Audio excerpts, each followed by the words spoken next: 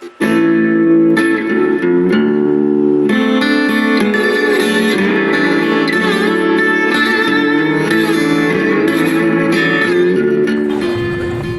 morning, everyone. I've got a quick question, if I may. How many of you have fruit trees on your properties currently? Okay, good. How many of you have already done pruning on your trees in the past? And how many of you felt confident in what you were doing and the desired outcome?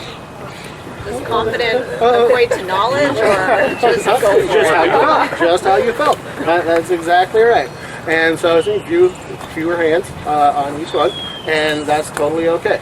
And basically what we want to kind of go through here today is some pruning concepts, tree biology, how we prune, but also why we prune, and the effect on the trees. And then also in the end is the aesthetic pleasing outcome of what you want in the end. So it's really a combined process, and it really just begins with understanding the tree a little bit. What we do to a tree has an effect on the tree, and we can balance that. So hopefully at the end of today, you'll have a few tools, concepts, and confidence to go home and do that additional pruning on your trees. And so basically when we're pruning our trees, we don't need to do it all at once, of course. So a lot of things can be done in phases over a period of time, over a period of several years. And our trees are in balance. Let's just remember there's the roots and there's the shoots. Half is above ground. Oftentimes we don't think as much about the other half that's below ground. So if we take too much of the shoots off of the tree, there are less photosynthase to feed the roots. And the roots feed the shoots and the leaves, and they need each other. And so they're in balance. So if we consider our trees having that balanced mindset in our head in the beginning, then we can help formulate our plan based upon that. And so when we look at our tree, pick a tree that we're going to prune, and we just dive in and just start cutting away.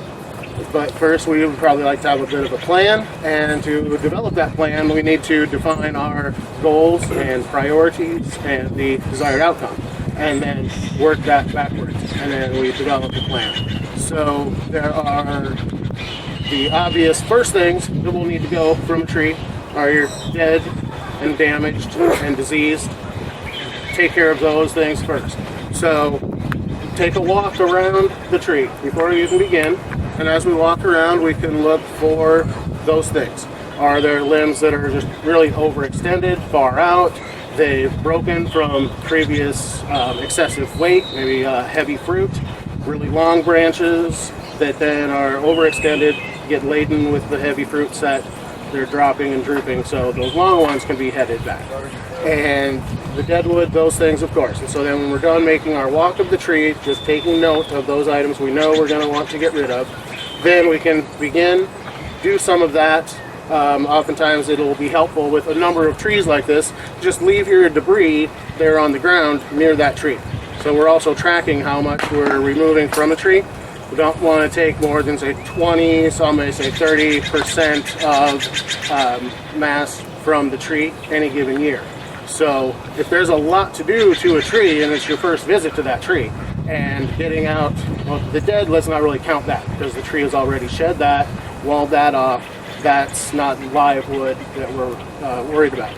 But if a lot of broken, damaged, diseased limbs come out, and we've already surpassed that 20-30%, that may be enough for this year.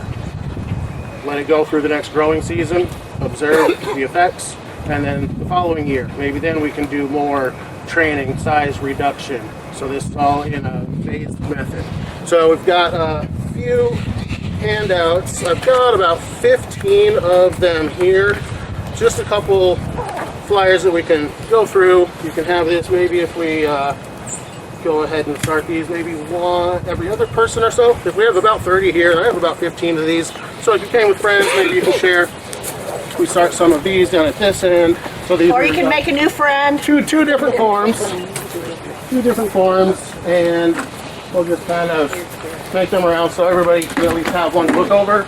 And we can make these available as well after the fact. If anyone didn't get one and wants one, just let me know afterwards. And so one of them, and I've got a couple others of these as well. The handout that started down there, I've got a couple that have been waterproof. We often come across rain out here, so we can just kind of pass these around. They're the same. You'll be getting these as well. You want to look at, and I can get these back at the end. Just the waterproof ones. We'll probably use them next year. And so to begin with, once we've developed our plan, we're going to go in and start doing some pruning. A couple of simple tools. Of course, we've got our hand snips. This will take care of all of your small pruning, detail pruning, more so at the end. We have larger cuts to make. Hand saws are good. This is a nice folding hand saw that you've always got it available. It's nice and sharp. These cut on the pull stroke, and so they're cutting when you're working in this direction. But with these two items, you can just walk around your orchard. Loppers, too often, I lay them down on the ground, do something, and walk away, and you need to remember where they are. So between these two items, I can do everything that can do. And then if you come across something larger, then chainsaws can become necessary. Pull pruners and pull saw, same thing we have on my pocket, only we'll reach the taller material. And we'll be using all of these today as well. So going through just some of the proper pruning techniques, we'll begin with a 3-cut method. So if we have a long, heavy branch, we just start cutting it by the trunk. What happens is that limb falls down, the bottom part tears into the trunk.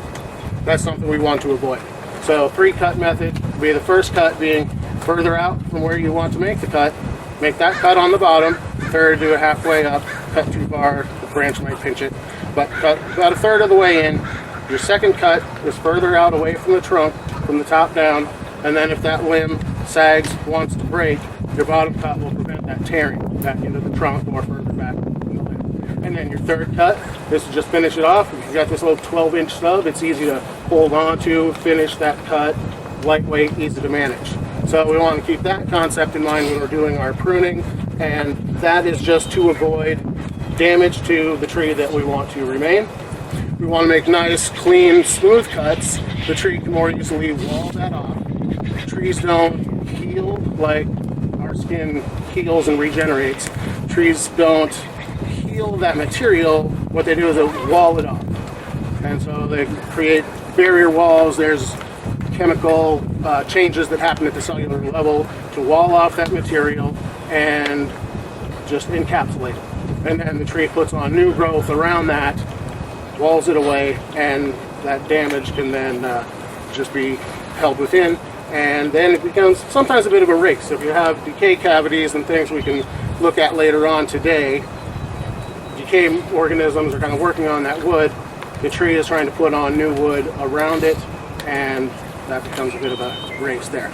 But the trees, different trees are more apt to wall things off than others. So that can be species dependent. But the clean cuts will just help offer the best opportunity for the tree to wall that up. And painting wounds, sometimes people ask if we should paint all of these cuts. They used to paint the wounds with tar, thinking that that was, putting paint or putting a Band-Aid on the wound. But really all that does is still separates. There's a small area of warm, moist material, perfect for microorganisms, bacteria, and fungi to grow.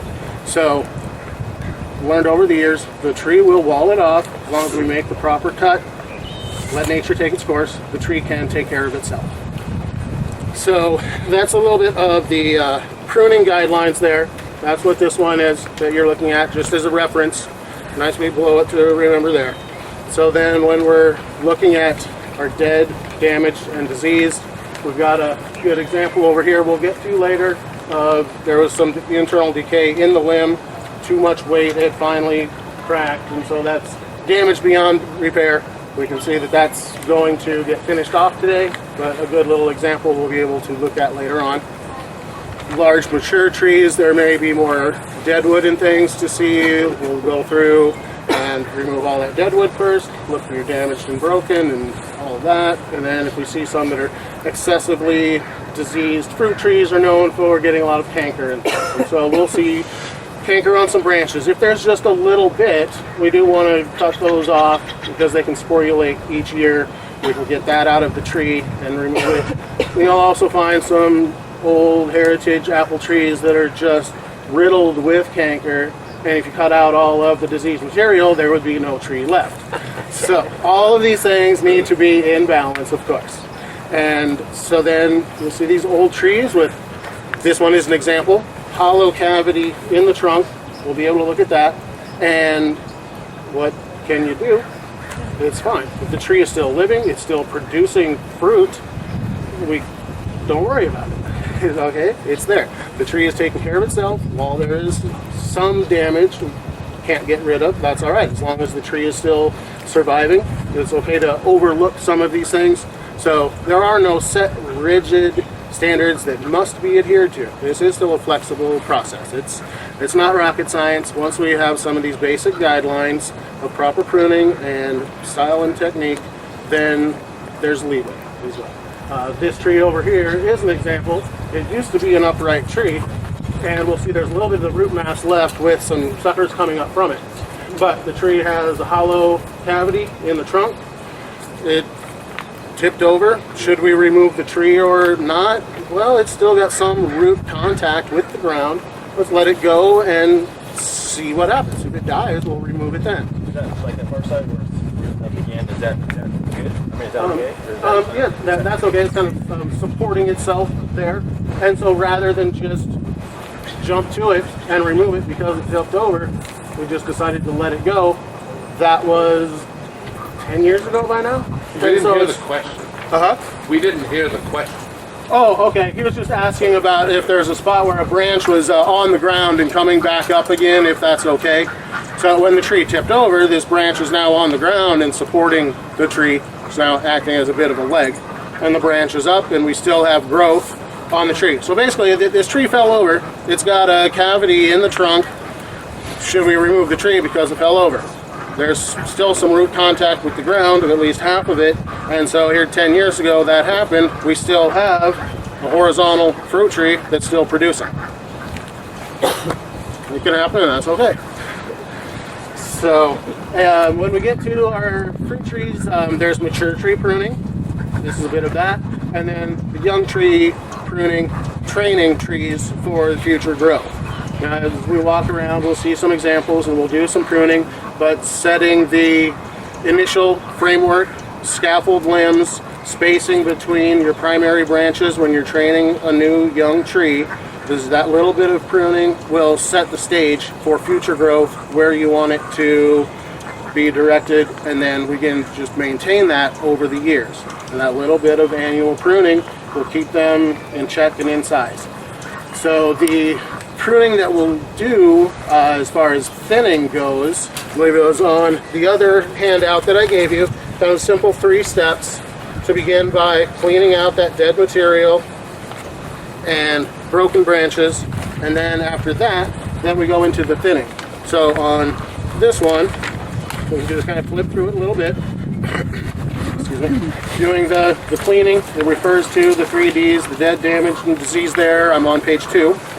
And then they'll talk about sprouts, suckers coming from the base of the tree. Most all of our fruit trees will have the one variety that is grafted onto a rootstock of another tree. That's for a variety of reasons and disease resistance and things. But typically, your fruit, the fruit tree you're growing has been grafted onto another rootstock above the roots, and you may see the little bit of a kink to it where the graft is attached. And once it takes off, then the original parent stem is removed, and so then we have this graft with the new varietal on a different rootstock. So if there are sprouts coming from the ground level, we know they're coming from that parent rootstock. It's a different variety of tree than what you're growing above ground. Feel free to get those taken off. Just remove those as they appear, and that's fine. Again, small cuts near the tree. And then the next thing, when we're looking at cleaning things out, we'll take care of the broken, and we want enough space between the limbs, 6, 12 inches, adequate space between limbs, not too crowded, and if there are crossing and rubbing branches, at least one of those will go. Something that is originating on an outer portion of the tree and then growing back in through the center of the canopy, those will be some of the first things that we see and look at. Start getting rid of all of this material.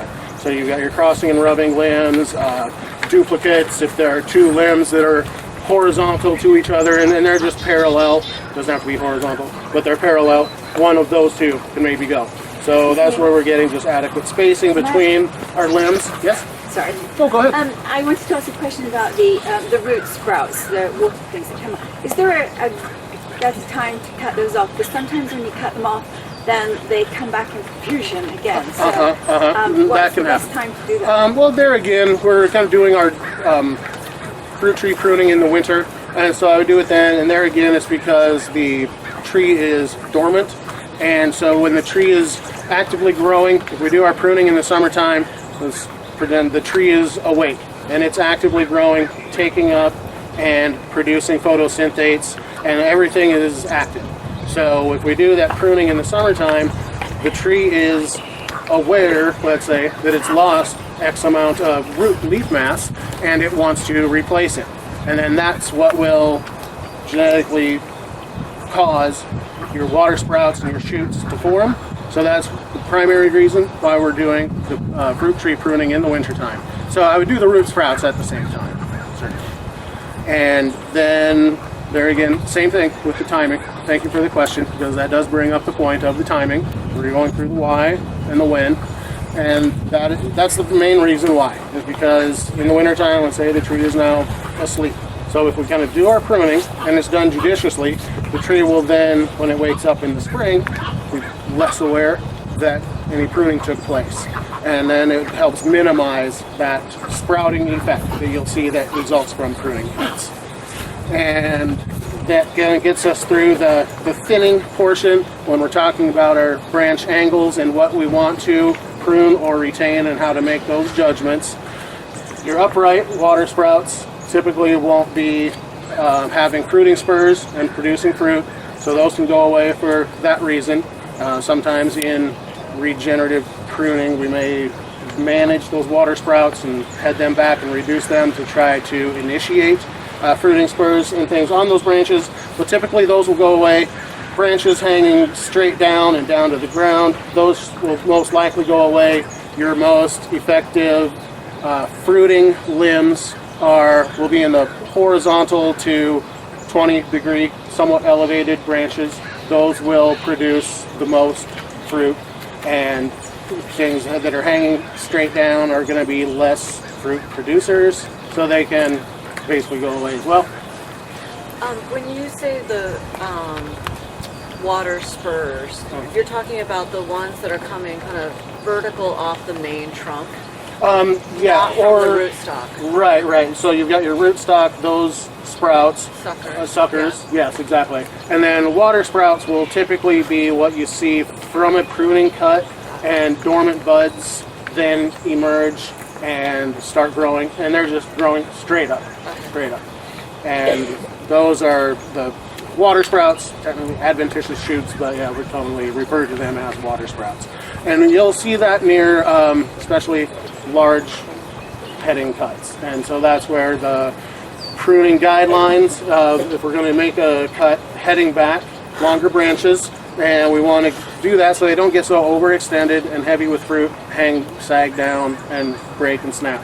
So heading back our branches annually allows them to just grow in diameter, and we just keep pruning those back each year. And that's the heading back is on the next page, step 3, page 4, and that's the minor pruning we'll get to. As we look around these trees, we'll see the evidence of that, and we'll just get to maintain that process we have going on. And then at that point in time, once you have your structure set, and we're just monitoring how much debris we're taking out of the tree, once we kind of have that framework set, it's just kind of a annual cycle. Let the branches grow out a bit, they're producing their fruit, and then we can just kind of annually let it grow out and prune it back, let it grow out and prune it back, and that keeps that going, maintaining the size of our tree. And once we get through that process, I think we are ready to kind of go to work on some of these.